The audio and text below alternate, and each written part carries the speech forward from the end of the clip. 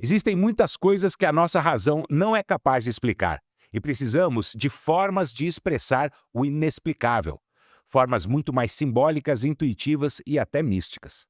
Parafraseando o professor Henrique Caldeira, o formato científico, devido às suas limitações metodológicas, teóricas e empíricas, não é suficiente para alcançar coisas que uma experiência mística ou um rito de iniciação alcançam e que não são possíveis de se emular racionalmente. E é sobre uma jornada iniciática e espiritual que vamos falar hoje, com um irmão que buscou essas experiências místicas percorrendo o caminho de Santiago de Compostela e escreveu um livro sobre a experiência transcendental. Se esse assunto já te interessa, prepare a sua caneca de café e se ajeita aí no sofá, que depois da vinheta a gente te conta essa história.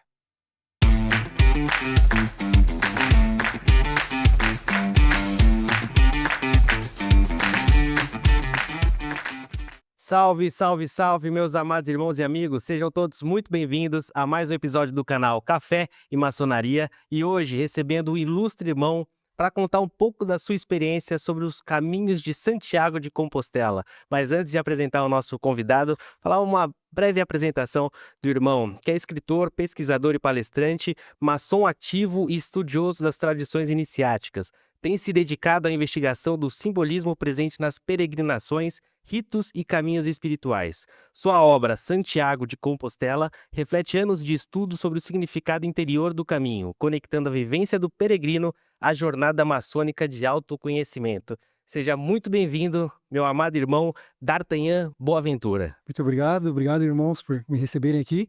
É um prazer aqui hoje bater esse papo aí com vocês.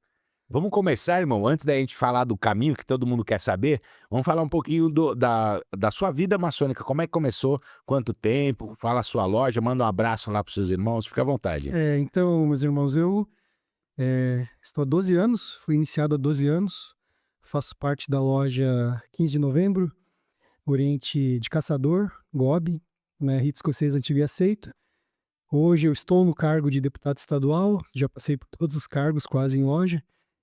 Desde os cargos mais complicados aí, fui tesoureiro por 2 anos e sempre aprendendo, né? Aproveitando cada cargo aí, o que a gente consegue tirar. E é mais ou menos isso, né? O seu padrinho ainda está na loja? Como é que foi que te chamaram? Eu sou dental design, né? Minha profissão, protético dentário.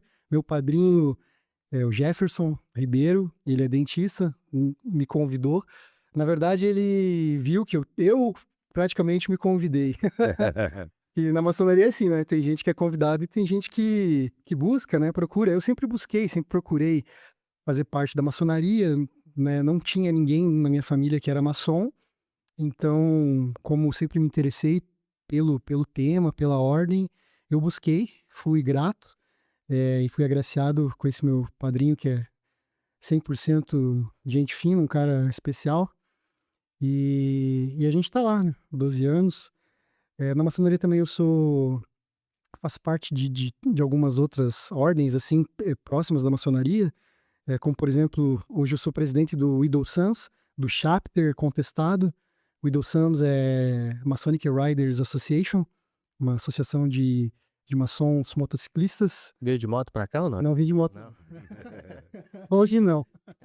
E, inclusive, eu trouxe aqui 2 presentes aqui para vocês. Opa, a gente gosta demais de presente. No Widow Sons tem uma tradição que são as Challenge Coins, e elas são presenteadas como sinal de respeito, né, e amizade. Então eu trouxe 2 aqui. Essa primeira aqui é do Grand Chapter Santa Catarina, representando todos os irmãos lá de Florianópolis, que é o primeiro, que foi o fundador aqui, lá em Santa Catarina, né, junto com os irmãos de São Paulo, Rio de Janeiro e Rio Grande do Sul, que trouxeram o Widow Sons para o Brasil. Então eu apresentei vocês com essa moeda, e também do meu chapter, né, que é o primeiro chapter fora dos grandes chapters, que é o chapter contestado. Então vocês guardem com carinho as moedas. Isso aí, a gente vai deixar aqui. E ó, bota o Voz da Consciência, bota aqui nessa câmera que eu vou mandar um salve. Um salve pra galera do Widow Sons. Widow Sons. Widow Sons forever, forever Widow Sons, não é assim? Eu sei, vocês amigos. Filma aqui, ó, bem de pertinho aqui, ó. Que disso? Essa aqui também. Presta esse aqui também. Tá certo? Beleza? Aí depois a gente dá um zoom. Mas muito obrigado, irmão. Obrigado. E agora vamos lá, você procurou a maçonaria, encontrou. Achou o que procurava ou acha que não? Que procurava outra coisa? Não, eu me encontrei no estudo da maçonaria, nas tradições maçônicas, e realmente eu acho que antes de eu ser maçom, eu pensava que seria exatamente isso. Ia fazer parte de uma irmandade, onde eu iria poder ter momentos como esse, conhecer pessoas que, de repente, eu nunca iria poder ter o privilégio de conversar, de sentar, bater um papo. E também aquela coisa, a maçonaria a gente busca. A maçonaria ela tá ali, ela te entrega as coisas, né? Então você tem que buscar. E como eu sou um buscador, eu me sinto muito bem, me sinto muito à vontade aqui entre as colunas da nossa ordem, para poder levar essa tradição também, falar um pouco mais para as pessoas que não conhecem, escrever sobre ela, apresentar e desmistificar muitas coisas. Esse tem sido a minha caminhada. Essa é a nossa também. E foi isso que motivou você a escrever o seu primeiro livro, que foi antes desse do Caminho de Santiago de Compostela, foi isso? Eu trouxe aqui os livros, né? Depois eu vou apresentar os irmãos. Primeiro livro. Mas a minha jornada literária, digamos, na maçonaria começou com esse livro aqui, o primeiro livro. Maçonaria, Fórmula do Equilíbrio. Esse livro foi o seguinte, na época da pandemia, eu pensei, a gente ficou, né, todo mundo fechado, tendo aquelas reuniões virtuais, e Pode E o continuar. que o que me chamou a atenção foi que, mesmo os irmãos todos, afastados, não podendo estar junto, sempre tinha aquela vontade de estar junto, né. Nossas reuniões, por exemplo, são nas quintas-feiras, e fazia falta isso. E eu vi, por exemplo, que vários irmãos mais velhos, que nunca tiveram contato, se não tinham o hábito, né, de entrar no celular e participar de uma videochamada, eles foram aprender para poder fazer parte, para estar junto com os irmãos, de alguma forma. Isso me despertou, assim, uma curiosidade, e a princípio eu comecei a pensar, por quê? O que que motiva as pessoas a querer ser maçom? Por que tantas, maçons famosos na história mudaram? Então eu comecei o livro com esse intuito, pensando em, tipo, tentar responder algumas perguntas de forma histórica, pesquisando, né, por que tal presidente, né, tal pessoa foi, não só na maçonaria aqui do Brasil, mas como no mundo. Mas aí, a princípio a ideia era mais ou menos isso, fazer essa pesquisa e tentar. Mas aí eu vi que eu não precisava pesquisar, assim, por que eu iria pesquisar essas pessoas lá do passado? Se os grandes exemplos eu tinha ali, né, junto comigo, os meus irmãos, as pessoas da minha loja, as pessoas das lojas da minha cidade, vizinhos. Então eu não precisava ir buscar só porque aquele maçom ficou famoso. Precisava, eu poderia ver ele com aquele irmão que é professor, aquele irmão que faz parte da segurança pública ou que trabalha junto com a instituição do município, outros que são advogados, médicos, que trabalham em prol da comunidade. Os ilustres desconhecidos que, na verdade, é quem tocam a ordem, né? Bem isso. Então eu vi que toda fonte de inspiração estava ali. E então, escrevendo esse livro, os tópicos dele, eu fui tentando dar essas respostas. Esse livro ele é dividido em duas partes. Eu dividi ele em duas partes, nas propriedades do aço, porque eu falo um pouco de uma parte um pouco mais técnica, eu conto um pouquinho da história, da maçonaria, nada muito didático, algo que qualquer um pode pegar, mas como o intuito seria explicar mais ou menos isso, eu achei que valeria a pena falar um pouquinho, porque não é um livro destinado só para maçons, e então mais ou menos isso. Então eu falo um pouco dessa parte mais técnica. Já no segundo capítulo, na segunda parte do livro, então eu trato das propriedades do ouro. Digamos assim, o homem ele é forjado pelo ferro e ele vai se transformando em ouro. E na segunda parte do livro que eu falo mais sobre o porquê ser maçom, o que motiva. E basicamente seriam as virtudes, né? Trato muito das virtudes. Eu acho que o maçom, aquele que realmente entende a maçonaria, no que ele faz parte, ele não tem como ele não trabalhar essas virtudes. E isso que vai transformar o seu trabalho, a sua passagem aqui pela Terra de uma maneira melhor para ele e para quem está do lado dele, para as pessoas a comunidade que ele faz parte, que ele está inserido. Eu falo que a maçonaria ela é como uma instituição de ensino, uma universidade lá quando tu entra, né, você tá aprendendo, tá indo, e durante a tua caminhada, a tua jornada, tanto social, digamos, na sociedade como na maçonaria, ou a tua jornada de estudos, profissional, você vai aprendendo. E se você consegue captar tudo aquilo que te passam, que os mestres, os professores te passam, você vai ter uma vida boa, você vai conseguir passar a tua mensagem, né, para aquilo que tu veio. E na maçonaria é a mesma coisa, eu vejo isso. Então, a pessoa que entra na maçonaria e ela quer realmente primeiro mudar a si, para depois poder fazer essa luz brilhar para o caminho de outras pessoas, ela consegue encontrar dentro dos nossos símbolos tudo isso. Ela vai. Não é dado de mão beijada, você precisa buscar e entender. E o pior de tudo, você precisa conseguir trabalhar isso, né? Porque também não é assim, nossa, se você fizer isso, né, não vai dar certo. Não é coaching. O cara, Não. a maçonaria não é coach. Não é coach. Por isso que eu falo aqui, o título do livro, A Fórmula do Equilíbrio. Eu vejo que já a maçonaria ela é como uma fórmula do equilíbrio mesmo. Como tu falou, não é coaching, porque senão eu iria dizer assim, a fórmula do sucesso. A fórmula do Ou ouro. a fórmula do ouro, né? A fórmula da... Não, ela é a fórmula do equilíbrio. Se você conseguir captar isso e equilibrar sempre os dois lados, você vai conseguir se dar bem. Eu sempre falo que o cara que entra na maçonaria e ele é um buscador, ele vai encontrar o que tá buscando e tal. Mas a galera entra com um papinho, com o biquinho aberto, achando que vão colocar comidinha na boca. Não é assim, né? Irmão, eu gosto muito de falar com os irmãos escritores, porque assim o público começa a entender a dificuldade de escrever um livro. Porque além da pesquisa e da escrita, tem toda a parte burocrática de um livro, e não é fácil. Conta pra gente como é que foi para você conseguir lançar o livro. Hoje em dia é complicado, né? Eu acho que sempre foi meio complicado, mas hoje é mais ainda, porque a busca pela leitura não é tão... Tá cada vez menos, né? As pessoas hoje pegam o celular e ela tem um vídeo, digamos, e não é um vídeo como esse podcast aqui, que é totalmente instrutivo e, digamos assim, salutar. Geralmente são aqueles videozinhos de 1 minuto que o cara ele quer ler um livro em 1 minuto, ele quer que a pessoa mastigue e jogue. O irmão estuda 15 anos, demora meses para escrever um livro, ele quer que explique o livro todo em 5 minutos. E resuma... Não dá, né? Conta aí, daí você começa a falar e fala, não, mas tá demorando, eu já não quero mais. E resuma num vídeo de 1 minuto e ainda com uma dancinha ou com alguma coisa que chama atenção. Então não é muito fácil, né?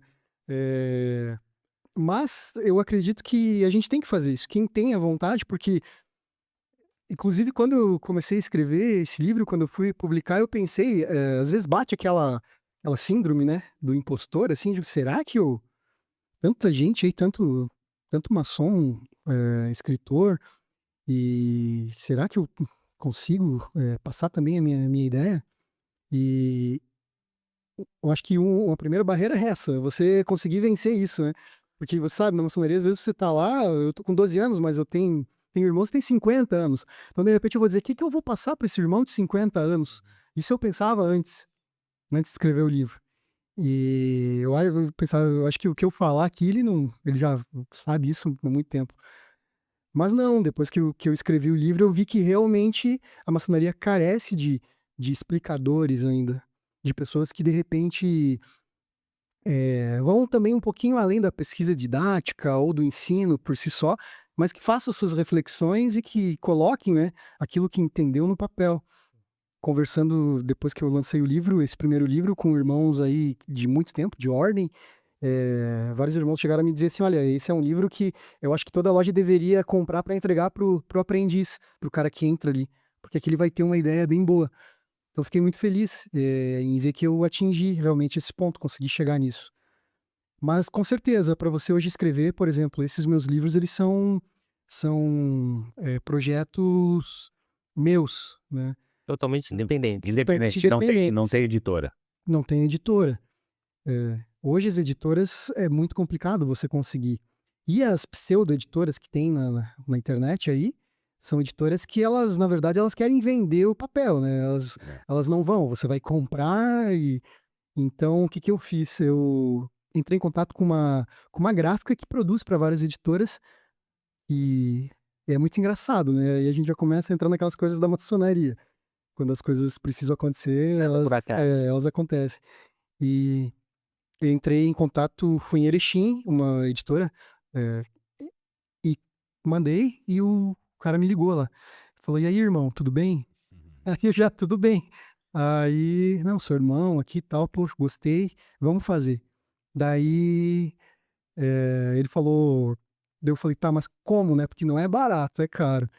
Ele falou, não, como você quiser, e a gente vai fazer quantas cópias você precisa. Se você precisar, ele tinha um mínimo, mas ele falou, se você precisar de menos, não tem problema. Então as coisas vão acontecendo, né? Claro que não foi de graça, mas a gente já vê como a Irmandade também tem essa, né? A gente chegar e sentar aqui entre irmãos, a gente fica super à vontade. Então já fiquei à vontade. Esse segundo livro também já foi feito por lá. E daí esse livro também, quando a gente escreve um livro, como que eu posso dizer assim para vocês, quando a gente escreve um livro, não é só escrever o livro, você precisa que as pessoas leiam o livro. Quem escreve quer que ser lido, né? É igual quem fala quer ser ouvido, é assim. A ideia não é vender. Tipo, eu não fico feliz com a pessoa que vem e compra para ajudar, digamos assim, eu vou comprar para ajudar. Não, a minha ideia é que compre o livro para ler, para ver o que eu escrevi, para sentir essa experiência, né? Ver como eu vejo o mundo maçônico, digamos assim, com os meus olhos, com a minha ótica, para ver se de repente o que ele acha interessante, o que ele não acha, o que ele discorda de mim. E então eu comecei o projeto, escrevi, publiquei e coloquei embaixo do braço e passei em várias lojas da região, lugares que me receberam, fazendo uma palestra, mostrando esse projeto e, é claro, vendendo. Eu sempre falava assim, o escritor maçom, digamos assim, ele tem 3 fases. A primeira é de escritor, a segunda ele tem que ser palestrante, que ele vai precisar ir nos lugares, ninguém vai vir na casa dele comprar. E a terceira ele tem que ser daí vendedor. O vendedor do livro. Então, sempre que eu terminava a palestra, eu falava, agora o vendedor... Mas o jabazinho tem que ser assim mesmo. O vendedor vai estar de fora. E aí, falando em vender, você contou pra gente que o que você ganhou com o livro, você reverteu para 2 coisas. Conta aí pra gente. Quando precisava de um propósito, né? Para difundir esse livro. E o primeiro que me veio na cabeça foi beneficência. Então, parte do livro foi para... Você reverteu em beneficência. beneficência para o asilo lá da minha cidade. E deu muito certo, foi muito bom. E o segundo seria, para mim, algo que até então eu não sabia, mas que daí me apareceu, que foi o Caminho de Santiago de Compostela. Então, uma parte do livro foi para financiar não o segundo livro, mas para financiar a sua viagem. Financiar a minha viagem. Mas já tinha intenção de escrever esse segundo livro. Quando você foi viajar, já tinha isso em mente? Vou fazer um livro. Eu tinha vontade, mas eu não sabia como queria sair esse livro, como que seria. E agora a gente vai falar sobre esse livro. Mas antes, deixa eu dar um recadinho aqui, gente, porque a voz da consciência já tá aqui. Esqueci, voz. É bom, vou falar. Lembrando da nossa parceira Livre do Bem, camisetas maçônicas com descrição e qualidade. Entra lá no site www.livredobem.com.br.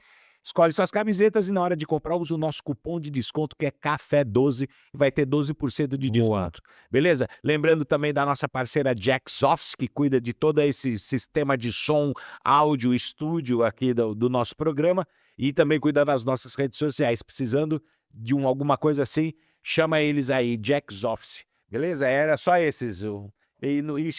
Chega. Agora nós vamos falar desse rolê aí que eu gosto muito porque eu estive lá na Espanha. A gente até fez um programa sobre isso, tem um episódio aqui sobre Santiago, mas eu não fiz o caminho. Eu fui falar sobre a história da cidade, porque como ela surgiu, o envolvimento, o porquê, o lance das guerras de reconquista e tal.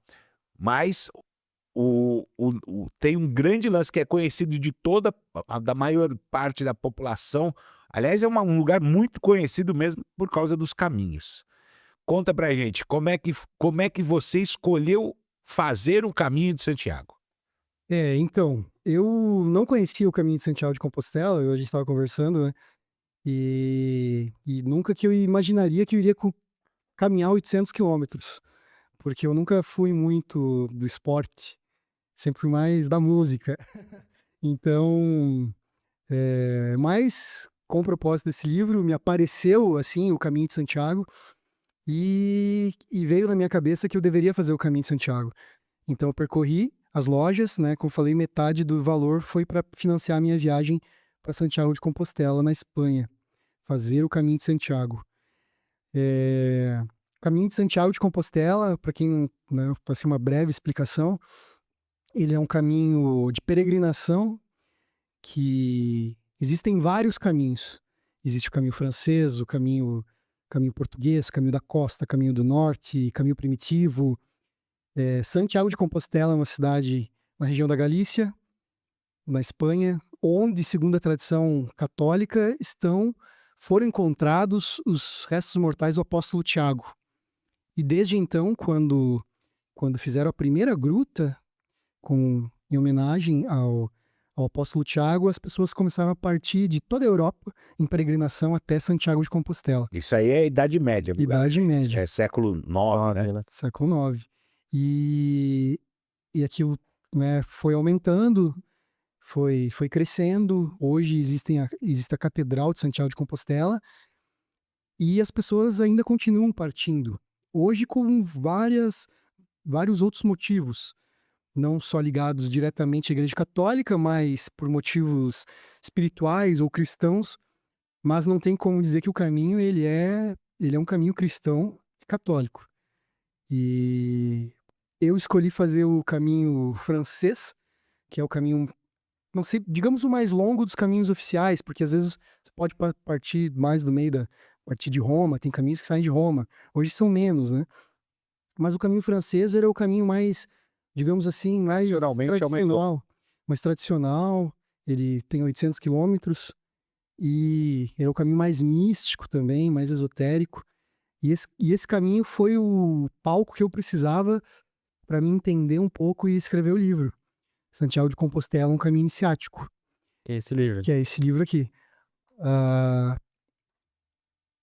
Eu fiz um caminho maçônico, digamos assim. O meu entender do meu caminho foi maçônico. Foi buscando enxergar no caminho como realmente uma iniciação maçônica ou como as iniciações das escolas de mistérios antigas, passando pelas provas, sentindo realmente na carne, porque foi uma caminhada numa média de 30 quilômetros por dia, com uma mochila nas costas, 2 peças de roupas, porque você não pode levar muita coisa, 2 cuecas, 2 calças, 2 camisas, um tênis e um sonho. Chegar a Santiago. Consegui chegar a Santiago. E ficando em hostels, albergues paroquiais, municipais, sem aquele conforto que a gente tem, e sentindo mesmo na pele como que é o Mas caminho.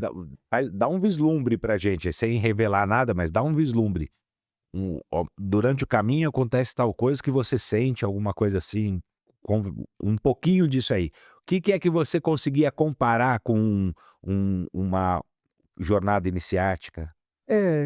E é engraçado porque realmente você já começa tendo os sinais já. Você parte de Saint-Jean-Pied-de-Port, né, que seria São João ao pé da porta. A tradução, né, de Saint-Jean-Pied-de-Port. São João, nosso padroeiro, padroeiro da maçonaria. E esse primeiro trecho é o pior trecho que tem, que é os Pirineus. Você precisa subir os Pirineus, e é uma cordilheira de montanha que divide, né? Então você começa na França e você já, depois que você vence os Pirineus, você chega já em Roncesvalles, que já faz parte da Espanha.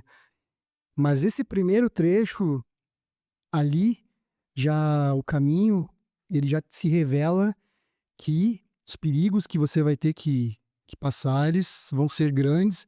As provas que você vai ter que enfrentar, elas vão ser realmente dadas para você. Se você não conseguir, você não vai conseguir atingir o final, né?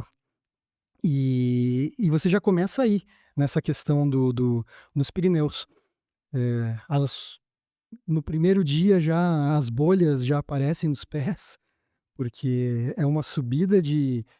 Quando você acha que você termina de vencer as montanhas, Tem mais uma. tem mais uma. Parece que elas se escondem uma atrás da outra. Eu trato no livro como os gigantes Pirineus. Quando você vence um gigante, ele vai vindo, vem outro. E é mais ou menos assim que começa. Esses primeiros 3 capítulos do livro são realmente os capítulos do aprendiz, da jornada do aprendiz. Porque ali você vai entender que não adianta você ter a vontade de fazer ou você ter a curiosidade apenas, se não for no sentido, no teu íntimo, mesmo no teu peito. Você não vai conseguir chegar, porque você vai precisar de disciplina, você vai precisar de reflexão, parar, pensar, estudar a melhor maneira para ser feita, porque se você quiser sair correndo, digamos assim, adiantar o teu caminho, querer pular alguma parte, você não consegue, você vai se machucar, as pessoas se machucam, muita gente desiste já no primeiro dia, já desiste. E a primeira semana, digamos assim, é a do corpo. A primeira semana é a do corpo, você sente o corpo mesmo. A matéria se transformando. A matéria se transformando. Os pés doem, os joelhos doem, as bolhas. Eu, particularmente, tive muita bolha. Tive bolha embaixo de bolha. Uhum. Eu acho que eu tinha alguns pecados aí para pagar e precisava entender muita coisa. E na hora de dormir, sentindo dor, cansado e tal, e pensando, eu preciso continuar, eu não tenho mais força, como é que era?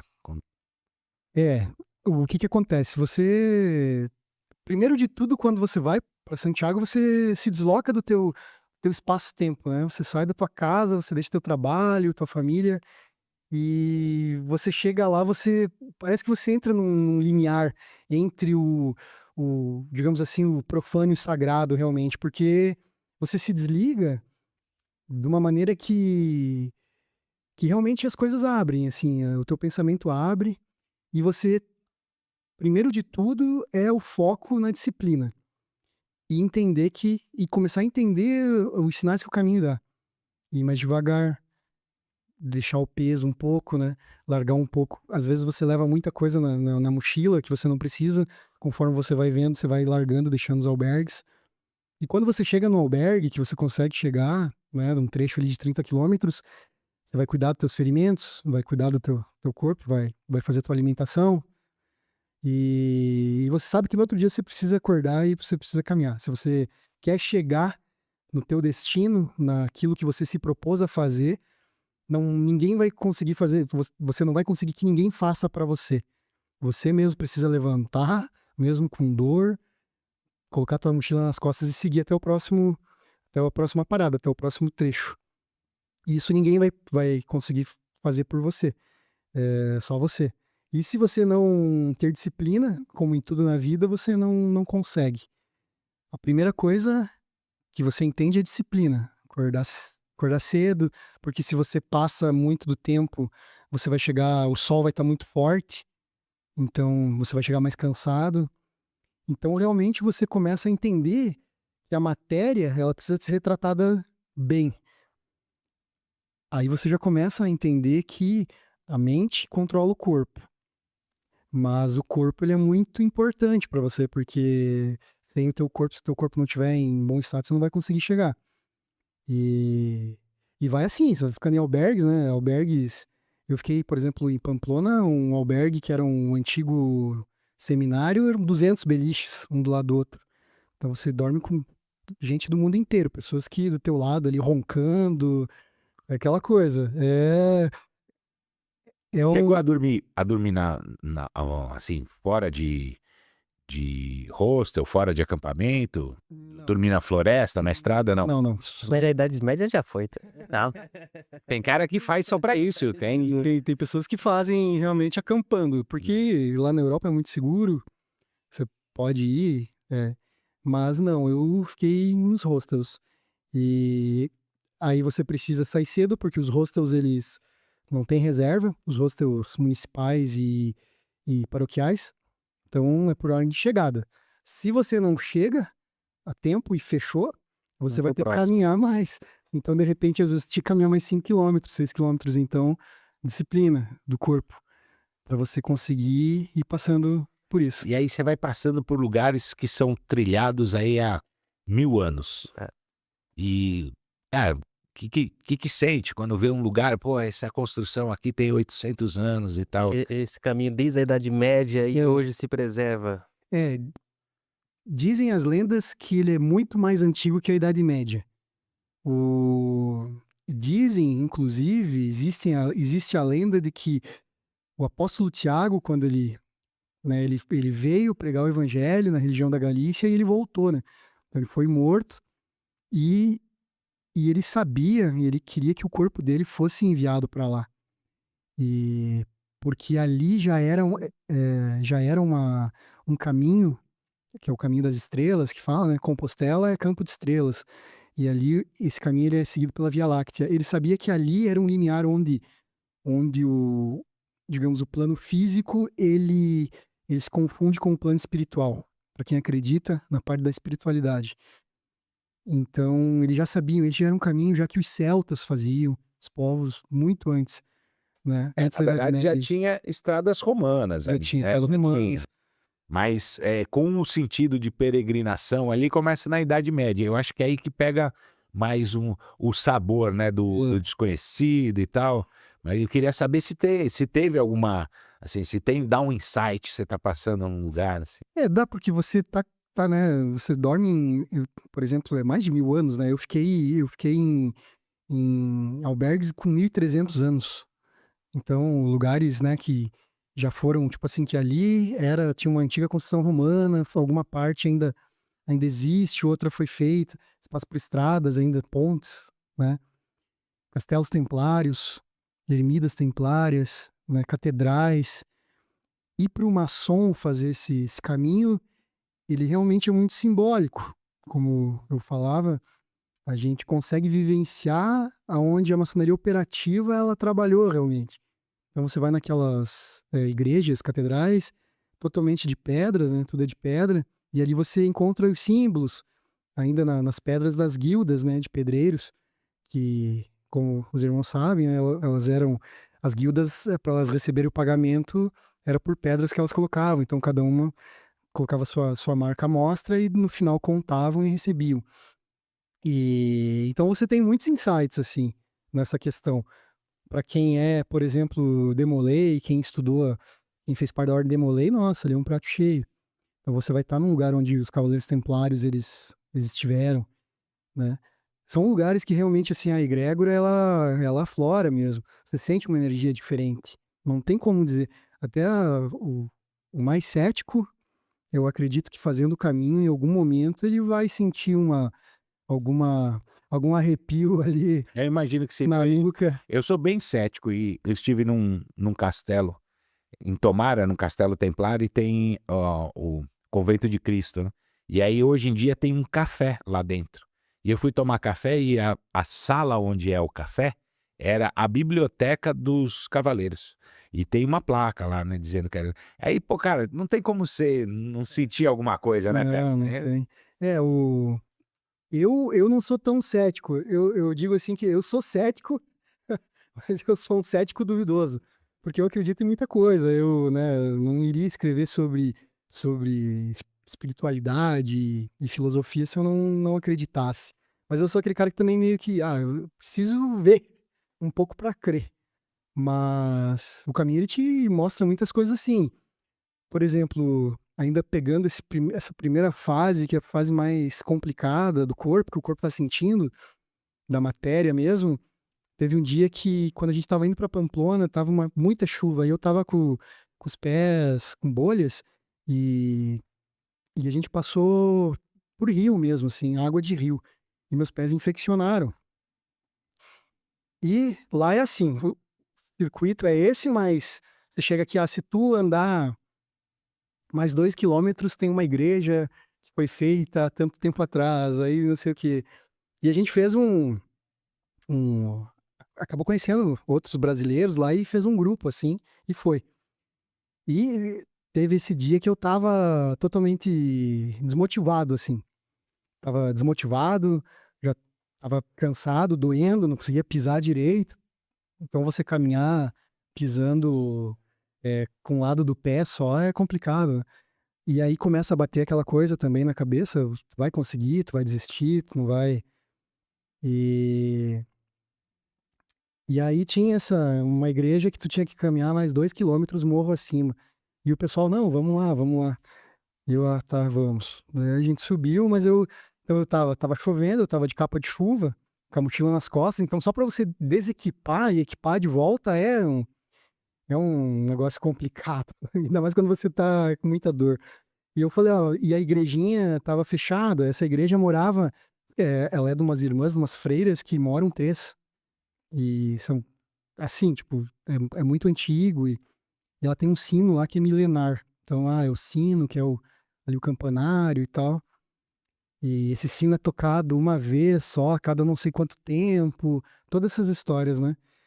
E eu fui, digo, eu não vou entrar, não vou desequipar. Fiquei lá no canto, assim, fiquei encostado lá, esperando eles ir visitar. E nisso veio uma senhorinha, uma freira, ela veio reto em mim e falou, venha. Daí eu falei, não vou entrar, né? Fiz sinal assim, não. Bem, ela me pegou pela mão e me levou. Aí fez, tira a capa, tirei a capa, tira a mochila, agora senta aqui. Eu sentei, ela me entregou, em português, ela me entregou um texto que falava sobre o peregrino.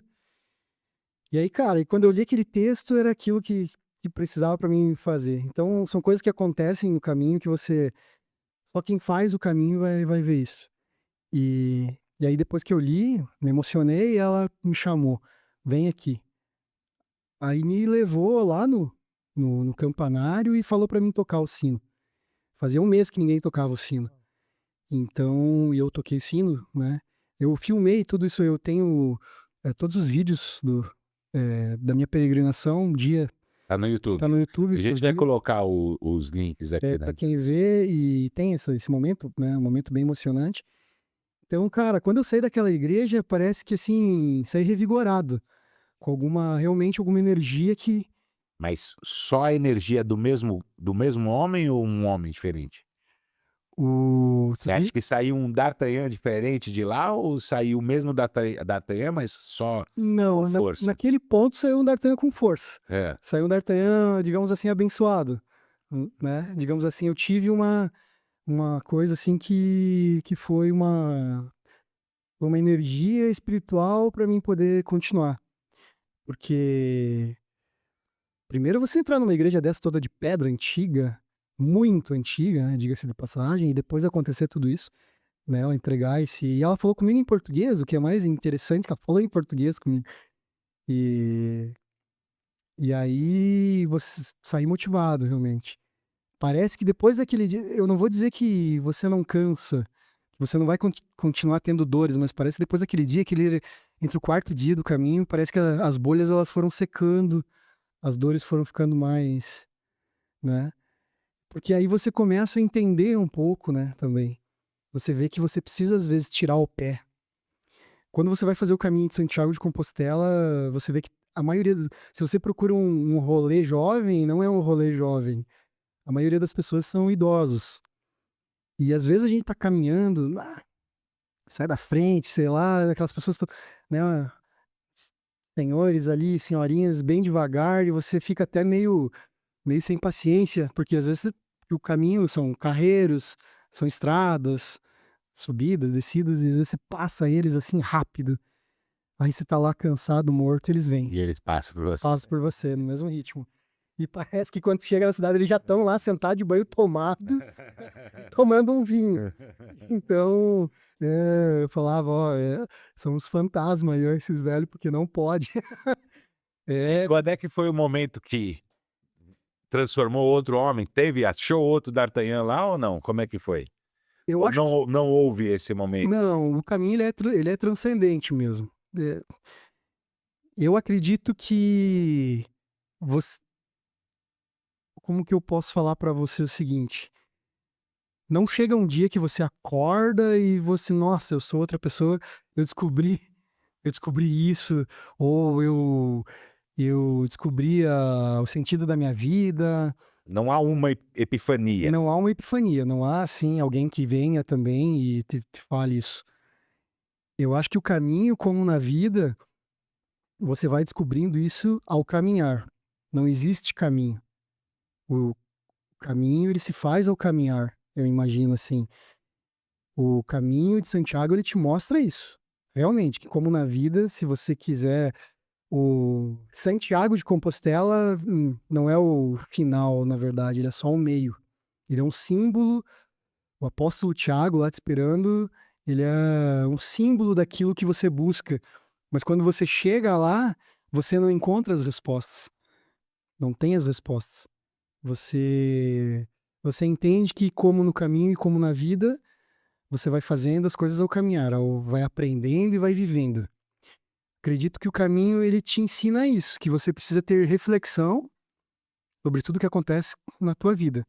Você precisa parar, às vezes, descarregar o peso da mochila, tirar um pouco daquilo que está te pesando nos ombros, para que você consiga andar mais leve.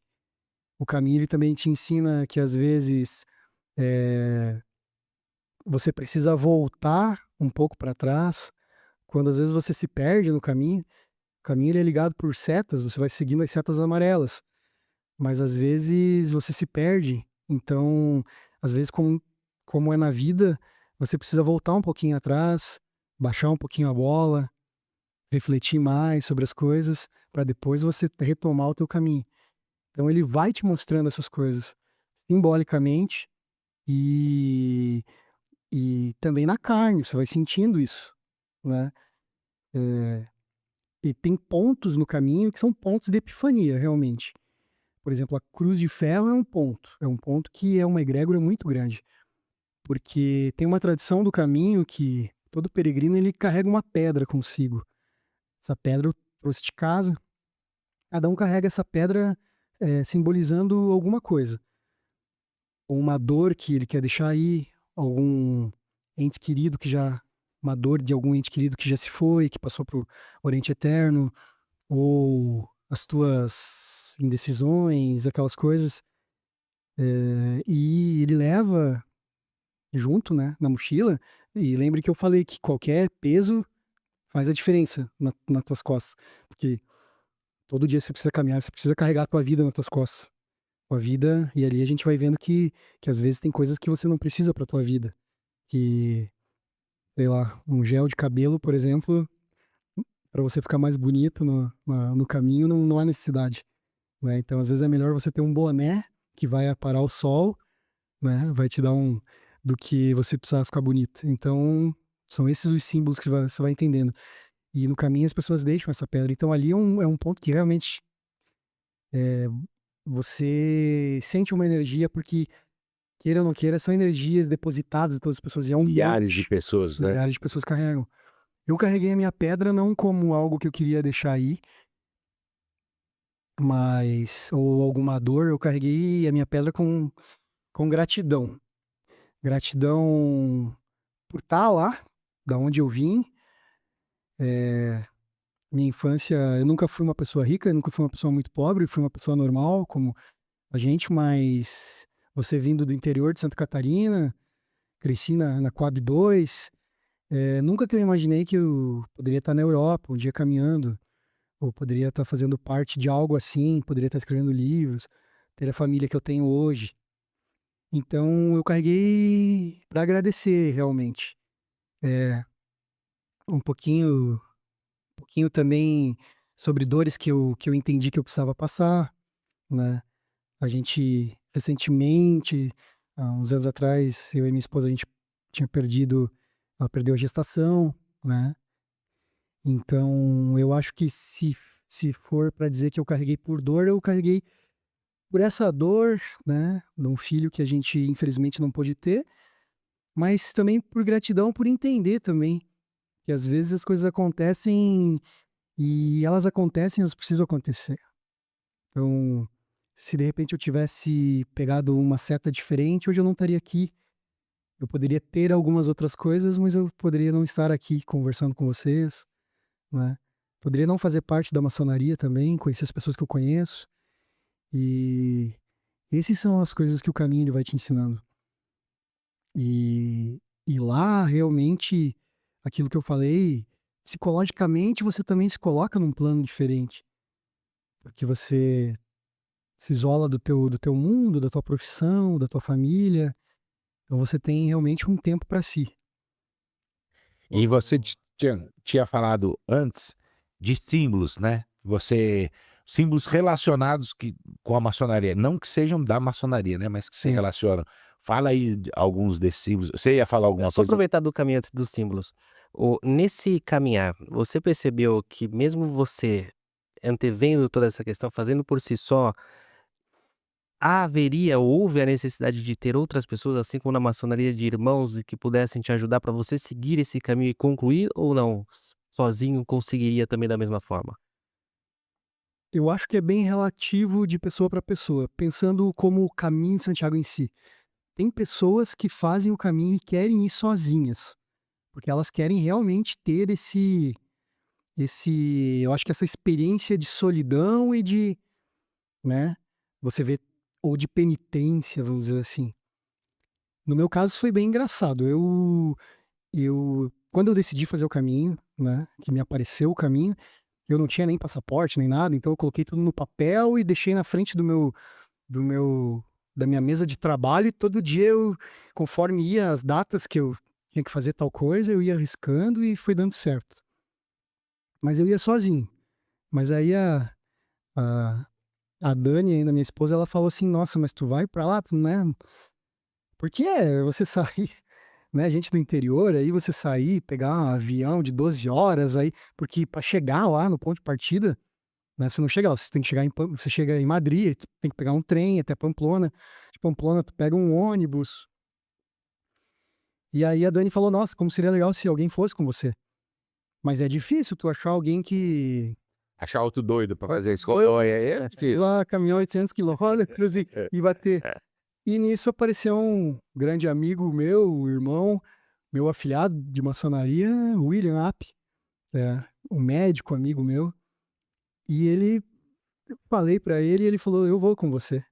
Vai cair bem nas minhas férias, eu vou tirar férias." Ele trabalha no SAMU, e e daí na prefeitura também, ele falou: "Eu vou contigo." E aí eu falei: "Pô, beleza, que ótimo."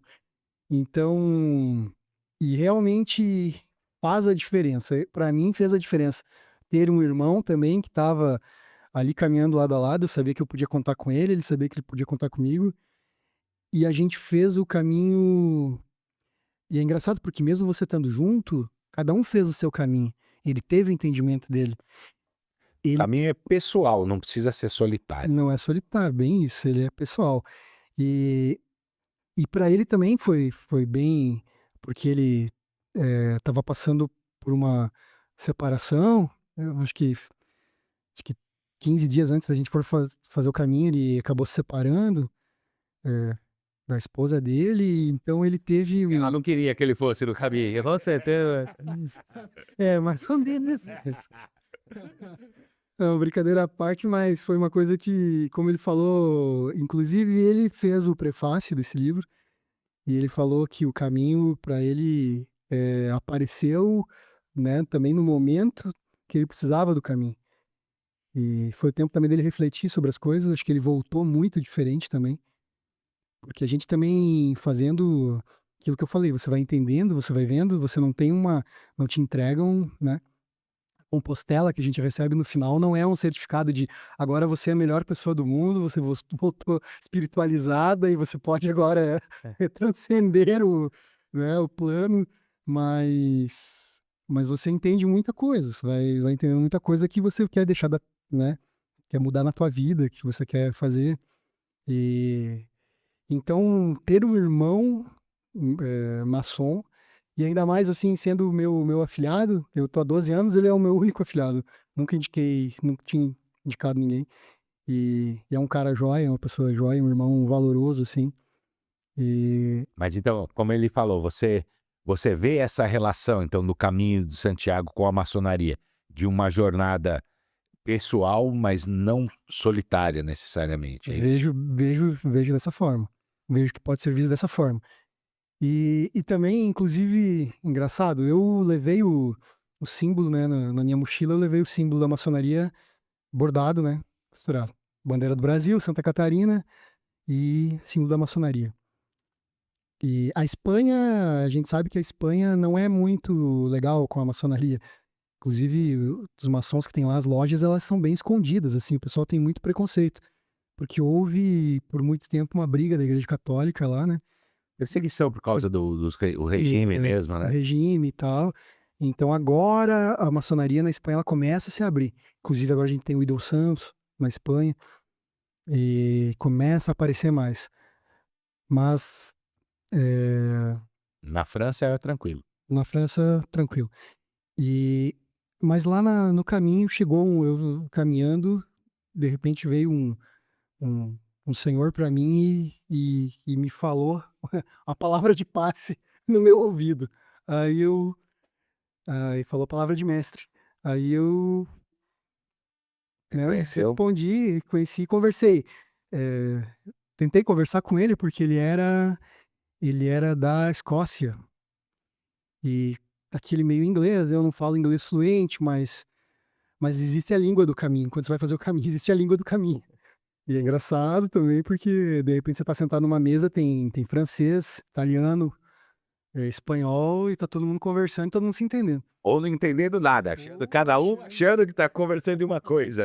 Mais ou menos assim. E aí ele me falou, eu conversei com ele, ele me falou que, pelo que eu entendi, ele me falou que na loja dele, para chegar ao grau 33, é, tem que fazer o caminho. Tinha que fazer o caminho. E ele estava fazendo para ele conseguir ganhar o grau 33. E, e daí ele falou que daí a Compostela entrega lá e só consegue fazer. E aí eles estavam fazendo em 4 irmãos. E eles vão cada ano, quando vai, então precisa fazer o caminho. Legal. Mais uma coisa que, infelizmente, eu não consegui conversar muito com ele, porque, né, não consegue, também às vezes o cara vai e tal, mas só isso já me mostrou, né? E como tu tinha falado dos símbolos, né, do caminho, além dos símbolos físicos que a gente vê nas catedrais, naquelas igrejas, a gente vê essa presença da maçonaria operativa. O caminho também é muito simbólico, eu vejo como lá tem um ponto que eu falo sobre, né, o vitriol, né, a viagem, o caminho, ele é uma viagem ao interior, ao centro da Terra, que você vai pegar essa, digamos assim, visitar lá o teu interior, a tua pedra bruta, e você vai tentar lapidar ela. Então você precisa ter né, essa viagem ao íntimo pessoal. Então, mesmo você fazendo em companhia com outro irmão, você acaba tendo a tua viagem íntima pessoal. E se a gente for fazer uma ligação, o símbolo do peregrino é a vieira.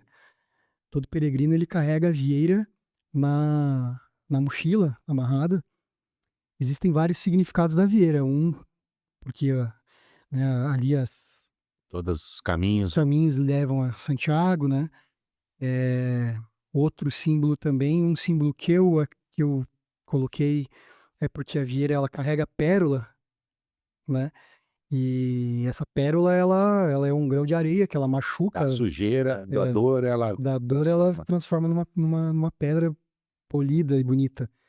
E eu trato no livro dessa forma, você buscar lá aquela dentro da tua pedra bruta interior e tu quer buscar a luz, quer fazer ela brilhar e realmente é assim.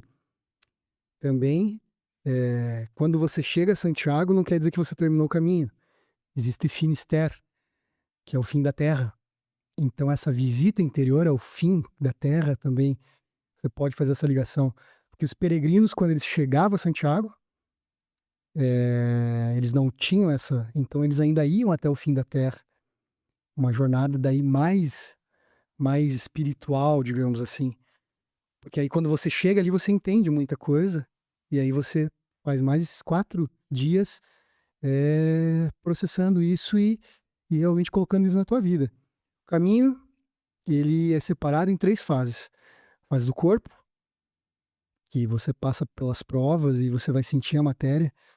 Depois que você consegue passar por essa parte da matéria, você vai ter a fase da mente, que eu trato mais ou menos no capítulo 5, que a gente pode colocar aí como o grau do companheiro, porque quando você está no meio aí dos 2 lados, você já não é mais o aprendiz, porque você já passou muita coisa, mas você ainda não é o mestre.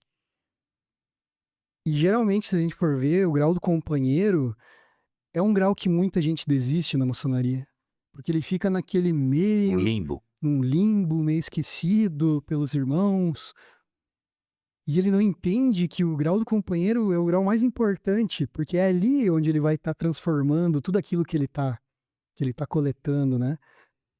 E no caminho de Santiago, essa fase é as mesetas, né? As mesetas, elas são o umbral do caminho. Então, tem pontos e pontos, né? Você vai partir 30 quilômetros. Mas entre, né, de um ponto A ao ponto B, você tem vários lugares que você vai chegar, vai tomar um café, tu vai ver gente, tu vai ver coisa. Nas mesetas, não. É deserto mesmo, é deserto da alma. E esse é o ponto onde realmente a mente ela vai comandar. As pessoas vencem a dor física, mas chegam nas mesetas, elas desistem. Porque é o ponto onde os demônios, eles saem. A tua mente fala com você, realmente, porque você tá no deserto, você não tem nada, cansativo, né? Paisagem cansativa. E ali você vai ver se você realmente tem o controle da tua mente para depois você poder controlar o teu espírito, a tua alma, digamos assim. Nesse ponto, falando do caminho, casais se separam, tem muitos relatos de casais, amigos brigam. Eu lembro que quando eu fui para fazer o caminho, eu via muitos vídeos, e inclusive eu peguei um vídeo de um grupo de amigos, eram amigos e sócios de Santa Catarina mesmo, ali da minha cidade. Cara, e eles assim, 10 dias, uma amizade, quando chegaram nas mesetas, começaram a brigar, a discutir, e um ia para um lado, outro para o outro, e algo assim que tu vê que realmente abala. Então é aí que você precisa realmente dominar os teus sentidos e não deixar isso te abalar. Eu trato como o lugar do umbral mesmo, onde os demônios, eles, simbolicamente, assim, eles vêm, né? Mas eu falo que, até uma passagem do livro, eu usei como, assim, fazendo uma alusão, né? Uma metáfora do que eu vivi, mas realmente eu vivi isso, mas eu usei como uma metáfora.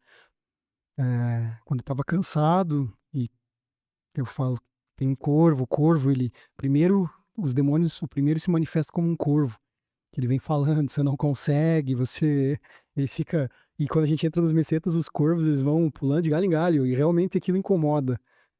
E igual nos filmes mesmo, que a gente vê em filme, sabe, aquele corvo que fica agorando, lá tem.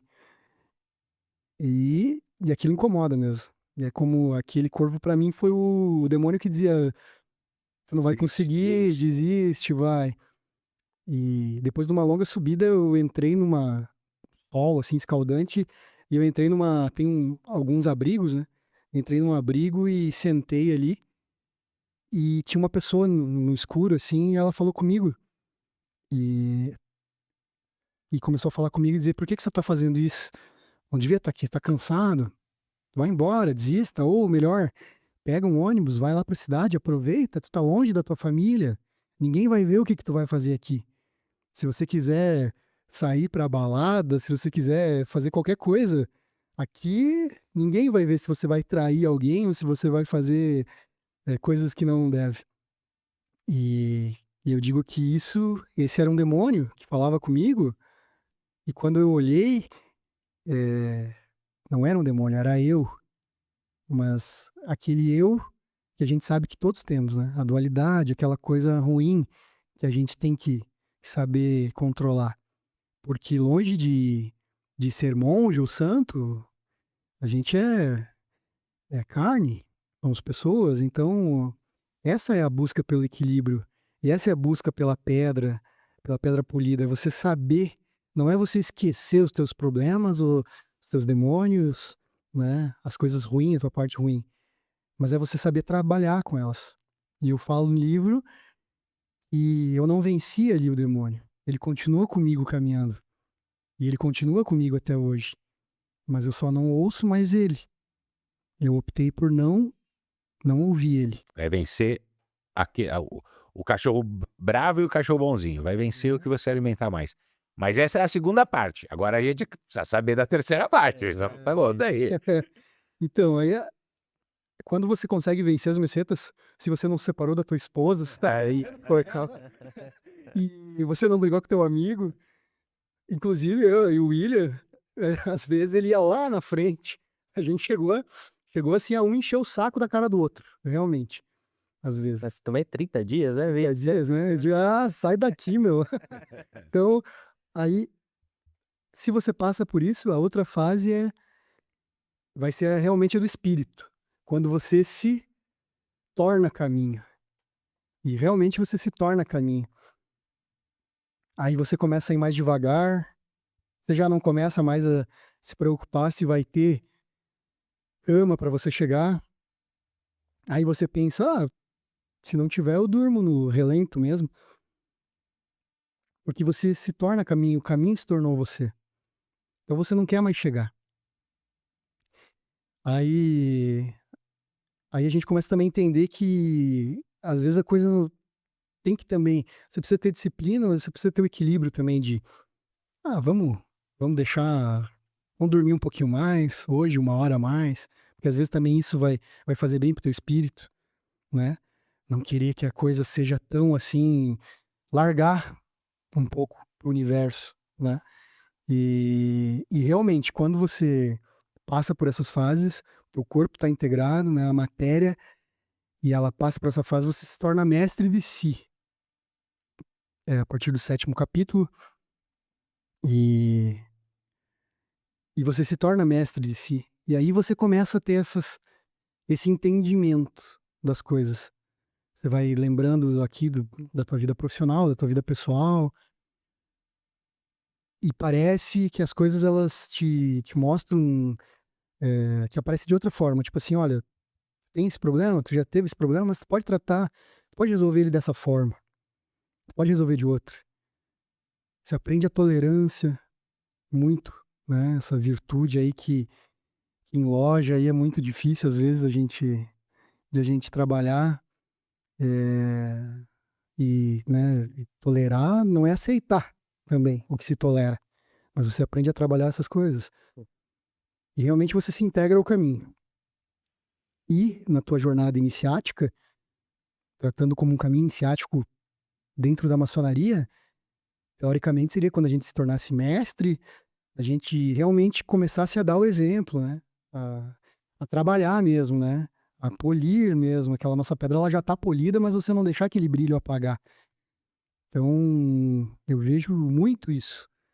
Às vezes a pessoa, dentro da maçonaria, agora falando especificamente, às vezes a pessoa ela chega a tal grau e ela acha que, que agora ela é o mestre de todos e eu creio que não, né? Eu creio que quando você chega nesse grau, um grau mais alto da maçonaria, você tem que entender que você é mestre, mas você é mestre para ensinar. Para ensinar, para pegar na mão do aprendiz, fazer ele passar por essa fase de companheiro, para ele se tornar um mestre junto contigo. E você não se importar com cargos, né? Você estar, aquilo que eu digo, hoje eu estou como deputado. E não que esse cargo é muito complicado, inclusive você precisa fazer reuniões nos sábados às 7 horas da manhã. E às vezes essas reuniões vão até à tarde, se estende. Você ser primeiro vigilante, sou o primeiro vigilante, sou isso, sou aquilo, não. A gente tem que entender que a gente precisa passar por isso. Realmente, uma visão assim, do verdadeiro mestre, uma pessoa que entende, que se faz seguir pelo exemplo, né? E no caminho é mais ou menos isso. Então você chega nessa fase espiritual mesmo. E você acabou o caminho entrando A A catedral. catedral? É assim que acaba? Então você passa por, né, todas essas etapas do caminho, e quando você chega a Santiago, então tem várias outras, né, tem a Cruz de Ferro, tem o Alto do Perdão, tem uns pontos, assim, no meio do caminho, mas nada se compara a você chegar na Catedral de Santiago de Compostela. E Santiago de Compostela, a cidade, ela é grande, né? Quando a gente chega lá no Monte do Gozo, que é onde tem umas esculturas, assim, que ela tem umas esculturas dos peregrinos, e está lá no alto, você vê lá as torres da catedral. Quando eu fiz esse livro, A Fórmula do Equilíbrio, e eu fiz a palestra, o meu último slide era uma foto do Monte do Gozo, lá no fundo, e eu dizia assim, né, no slide, para que eu consiga chegar até Santiago. Então, foi um fluxo, né? O caminho, ele começa não lá em San Diego, ele começa quando você decide fazer o caminho. Ele começou lá quando eu decidi em casa, que eu passei por tudo isso, arrecadei né, fundos para ir, fiz essa experiência, conversei com outros irmãos que já tinham feito o caminho, muitos irmãos, inclusive, assim, muitos irmãos já fizeram o caminho, e eu tinha essa última foto. E para mim, chegar naquela foto era assim. E quando eu consegui chegar nesse Monte do Gozo, eu vi assim lá ao longe o, né, as torres da catedral, eu lembrei de todas as palestras que eu dei, de todas as lojas que eu visitei, todos os irmãos que me ajudaram, porque muitos irmãos assim deram um apoio, e todos assim, não, vai conseguir, vocês vão conseguir. E aí, só que ali, quando você chega ali, cara, é longe ainda, é muito longe. Sabe? Tipo, parece que tá ali, mas é longe. E aí você vai de novo naquela, cansado, e daí você já cansado, mas na expectativa, sem saber o que que você vai ver. E aí quando você entra na Praça do Obradouro, ela é uma praça gigante, assim.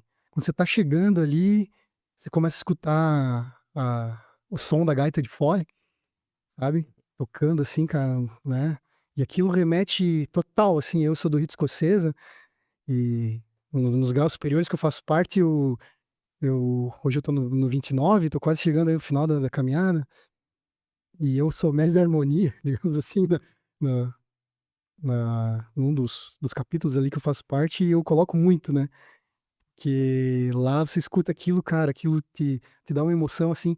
Só que quando você chega, a praça é tão grande e a catedral é gigante, você não, tem que ir lá no final, assim, né? O irmão já conhece lá, e para você ter aquela visão. E aí, poxa vida, quando você chega ali, como eu falei, sentimento é estranho. Você não tem um sentimento assim de final. Já começa a ter um sentimento de saudade. De saudade de tudo aquilo que você viveu. E a gente fez ainda em 28 dias, né? 27 e 28 dias a caminhada. A gente fez bastante. E, e parece que cada dia no caminho é um ano da vida. Se a gente for lembrar agora, assim, 27 dias atrás, é recente. Mas lá, a gente se perde sabe, assim, na percepção. Cara, parece que, tipo assim, o primeiro dia lá, quando saísse de San Jean Port, parece que fazia anos, assim. É uma coisa realmente É estranha. o peso da transformação, talvez, né? É estranho, assim, estranho. Parece. E o sentimento é estranho. Realização, porque você conseguiu atingir uma meta, né? Eu consegui atingir a minha meta, mas saudade do que passou, vontade de voltar para casa. De carro, voltar de carro. Vontade de E já chegar em casa, na catedral, você viu o Botafumeiro, que eu não vi. Pois é. Eu vi Nossa, cara, Tem funcionamento. eu fui pra lá pra ver o Botafumeiro e não consegui ver, cara. O Botafogo é engraçado, né? A história dele, né? Porque os peregrinos na Idade Média, eles não tomavam banho quase durante o caminho. Tinha que perfumar Perfumar. a igreja. Então, quando eles chegavam na igreja ali, estavam fedendo. Então, eles faziam aquele botafumeiro gigante, né? Que vai pra... Hoje em dia não é assim, né? E é engraçado também que daí os peregrinos, eles iam, né? Tu vê como não tomavam banho, né, cara? Eles saíam dali E eles iam até Finisterre, daí tomavam um banho Lá na água, lá pra queimar a bota. e ela né? queimavam as roupas, né? É. Hoje em dia eles não deixam mais queimar as roupas ainda. Eu, Era de preservação lá. o que que eu fiz? É, eu fiz uma tradição, assim, digamos ainda. Uma bota minha eu deixei lá em Santiago de Compostela. E a outra eu trouxe, fiz um vaso, né? Até tá na exposição ali que tá agora do livro. E...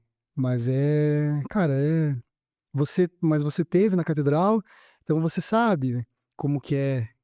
Você pegou o sentimento, porque você deve ter visto muitos peregrinos ali. E bastante. Então você deve ter visto muita gente Não, chorando. realmente dá para sentir mesmo alguma coisa. E assim, uma pessoa que se propõe a caminhar 30 dias, que seja 15, com esse propósito de chegar ali, não tem como você não se emocionar com o ato dele, né? Então, realmente é muito emocionante, é muito interessante mesmo. Eu não fui para isso, né? Não fui para isso, mas é muito interessante. O peregrinação, historicamente, quando falam, eram muitos do passado voltavam à remissão dos pecados, né? E aí a gente fala Roma, a gente fala Jerusalém, fala de Santiago de Compostela, inclusive o último Santiago de Compostela que foi reconhecido como Patrimônio Mundial pelo Unesco, né? É. Hoje, como você enxerga o peregrino na vida moderna, principalmente na maçonaria? Qual que é a importância do peregrino? Então, se a gente for ver, na vida maçônica a gente faz uma peregrinação, né? É um caminho iniciático. A nossa iniciação, ela não é só naquele dia lá que vão buscar a gente com olhos vendados e a gente passa aquilo dali. Se você for entender, você vai passar por várias iniciações, se você for seguir os ritos, né, assim, vamos dizer, uma coisa mais palpável mesmo, mas ela é uma peregrinação de grau em grau e tal. E eu acho importante a essa questão da peregrinação por uma causa, assim, vamos dizer assim, de uma ressignificação, sabe? Você ressignificar várias coisas. Porque você fazendo uma peregrinação dessa mesmo, você dá valor, por exemplo, para uma toalha, você tomar um banho com uma toalha, assim, né, de tecido mesmo, não aquela, por exemplo, que eu levei, que é só que espalha água no corpo, sabe? Você ter a tua cama, você ter teus amigos, teus irmãos, aquelas pessoas que você vai poder conversar sobre na tua língua, que vão te entender, que fazem parte né, do teu ciclo de amizades. E é interessante para o maçom, todo maçom que possa fazer essa caminhada, justamente de repente para ter esse mesmo insight que eu tive, assim, esse mesmo propósito. Para refletir mesmo sobre a vida, sobre por que a gente está aqui caminhando, o que a gente está fazendo, por que a gente faz parte da ordem, não é verdade? Tem muita gente que entra nessa ordem, às vezes aleatoriamente se encontra. Outras querem entrar, mas não se encontram. Não era aquilo que elas buscavam. E de repente tem pessoas que fazem parte e vão fazendo essa caminhada, essa jornada, realmente conforme as coisas vão aparecendo. Vão entendendo os graus, conforme vai se apresentando, né? Vai entendendo que a maçonaria, ela é gigante, ela é social, ela é política, ela é religiosa, ela é tudo, mesmo dizendo que ela não é, mas ela é tudo isso. E de uma forma, claro, diferente, mas ela é tudo isso, né? Então, é interessante pro maçom, pro irmão que possa fazer essa peregrinação para tudo isso. Para ressignificar vários valores que ele pode ter e às vezes algumas aparar as arestas mesmo. Entender que as coisas às vezes não são como a gente quer, a gente às vezes tem que seguir, né? Tem que saber tolerar, tem que saber aprender, tem que saber ensinar, tem que saber ajudar, tem que saber ser irmão, tem que saber se doar um pro outro, né? E às vezes amparar um irmão com uma palavra, entender, ir buscar, fazer trabalhar a hospitalaria de uma loja. Às vezes a gente tá em loja e tem tanto irmão que não aparece mais. Às vezes a gente nem pensa o porquê que ele não tá vindo. Ninguém nem se preocupa em Nem se saber, né? preocupa. Vai saber, a pessoa tá participando lá, tá passando por algum problema, não tá participando porque tá com algum problema, e às vezes você pode ajudar, não é verdade? E, e por que vai ser uma maçonaria se não for a Irmandade? É claro que a gente sabe, a gente não é monge, a gente tem a nossa vida, você também não pode ficar comprando o problema de todo mundo, né? Os problemas foram feitos também para as pessoas elas saberem, conseguirem resolver, mas eu acho que a hospitalaria, a Irmandade, ela foi feita para isso. Porque às vezes não é que tu vai lá ajudar ele, tirar ele do problema, às vezes só escutar, às vezes só trazer para a loja de volta. Vem cá, vamos ver de outra forma, né? A egrégora, né? Se integrar. Eu acho que o caminho, ele mostra muito isso mesmo. Ele mostra que a nossa luz, que a gente tem, ou a nossa pedra filosofal, ela foi feita para isso, não para ficar pra gente guardado. Entender o porquê que a gente tá aqui, as virtudes, e conseguir ajudar um pouquinho as pessoas, os irmãos. Excelente, muito bom. E tem projeto de obras novas, projetos de nova peregrinação? Então, agora com o livro, e ficou um livro muito legal, assim, ficou muito bom mesmo, eu consegui passar bem fazer essa ligação, aquilo que eu falei, a pessoa que não é maçom, ela vai entender de um jeito, ela vai entender como um caminho iniciático, como, né? Mas o maçom, ele vai ver os símbolos, ele vai ver, como eu falei ali, capítulo 3, capítulo 5, capítulo 7, eu me preocupei com isso, né? Um pouco aí da nossa também, dos números, eu gosto muito dessa parte, assim, do símbolo dos números, né? Que tem tudo a ver com o meu rito, por exemplo. E a minha ideia agora é, aonde me receberem eu for, divulgar o livro, como eu vim aqui. Nossa, agradeço muito. O programa de vocês é excelente, aquilo que eu falei. É um programa realmente de maçom para maçom. Não fala-se bobeira, não tem clickbait, né? Tipo, isso, eu acho que por isso está sendo um sucesso. E rogo ao grande arquiteto do universo que cada vez mais, né, Obrigado. faça isso crescer muito, porque a maçonaria ela precisa disso. Eu venho de uma loja muito, né, minha amada loja 15 de novembro, meus irmãos, tenho um carinho especial por todos os irmãos. A gente é uma loja muito unida, uma loja, hoje nós estamos em 60, acredito 60 membros, 60, 70, mas é uma loja muito unida, assim. Eu posso dizer que eu tenho irmãos mesmo. A gente tem uma loja com a irmã, que é a loja Luiz Balster, também é uma loja muito unida nossa. E eles são muito unidos também, mas a gente tem, assim, uma coisa que a gente não faz muita distinção, às vezes, tem irmãos que, às vezes, vou lá, o pessoal vem, não tem bairrismo, né? Mas eu vejo que esse projeto de vocês, ele vale para isso mesmo, né? Para fazer as lojas se conhecerem e, e mostrar o que é de bom na maçonaria, É isso né? aí. Porque hoje em dia tem muita gente que às vezes acha. Eu tenho irmãos lá de 50 anos de maçonaria, 60, que não acham interessante falar sobre a Tem maçonaria. muita gente que é contra isso, mas não tem problema. Cada um tem que ter sua opinião mesmo. Eu gosto mesmo de ter que as pessoas tenham opinião, mesmo que seja contra a gente, mesmo que seja para falar mal, tem a sua opinião, é assim mesmo.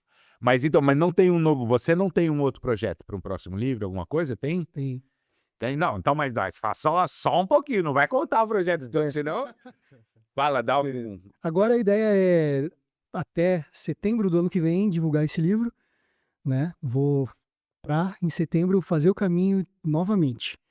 Então, eu sou eu falo, né, que eu sou movido a projetos e propósitos. Sempre tive vários projetos, assim, então eu preciso ter alguma coisa. Se eu fico sem um projeto, eu fico meio perdido. Legal demais. Então, já estamos esperando a próxima viagem, aí, então. Então, bom, vamos falar de novo dos livros aqui do irmão: Maçonaria, Fórmula do Equilíbrio e Santiago de Compostela, Um Caminho Iniciático. Para comprar os livros, irmão, como é que é? Um site? Também, como é que faz? Então, como é independente, eu mesmo vendo.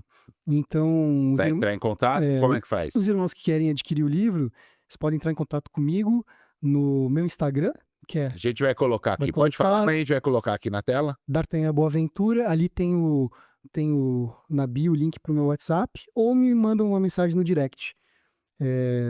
O valor do livro é R$60, mais R$8 frete correio.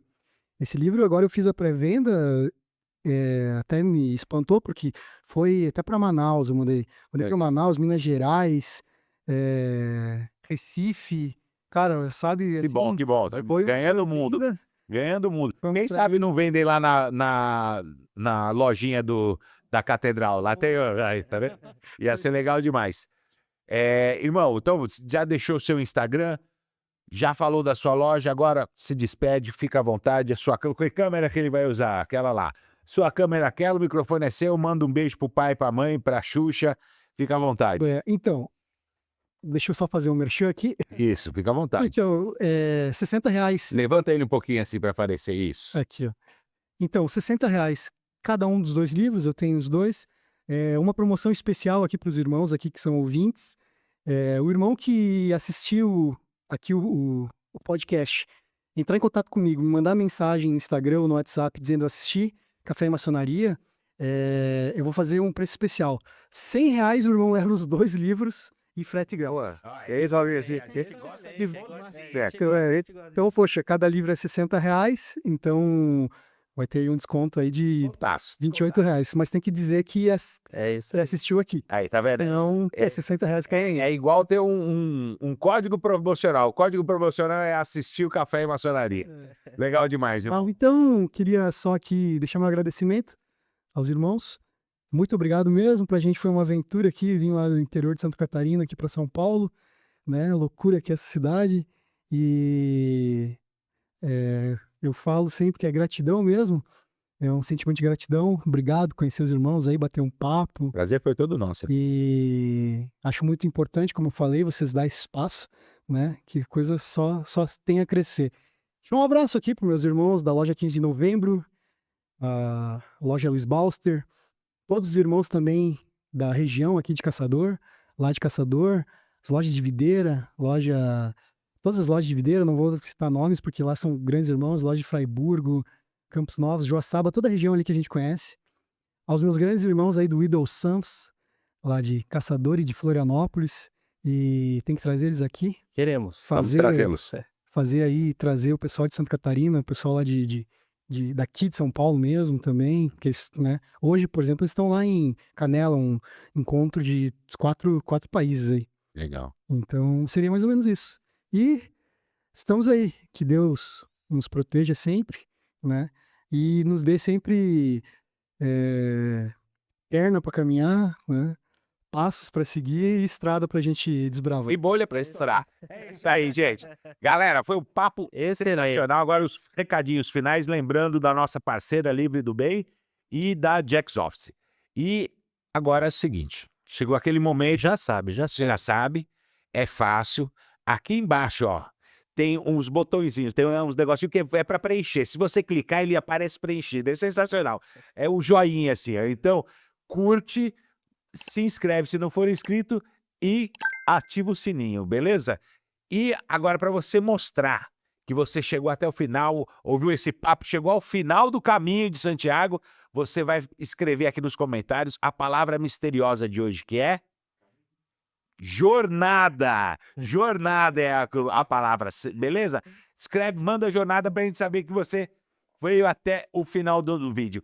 Compartilha esse vídeo aí com os irmãos, comenta bastante também, é importante pra gente, para o vídeo difundir aí nas ondas da internet, tá bom? Faça os comentários, manda seu TFA, manda um abraço da loja, fala da onde você é, fica à vontade. Isso. Mas manda aí. E eu confesso que eu fiquei com vontade de me preparar pro próximo ano. Ele vai, viu, gente? E eu não sei, fiquei com vontade. Ele vai, eu não. Eu encontro com ele lá na igreja. Irmão, muito obrigado pela sua visita, viu? Foi um papo muito legal. Agora pega a caneca que você vai fazer a despedida com a gente aqui, ó. Galera, obrigado por esses minutinhos de atenção e até a próxima. Viva, viva, viva!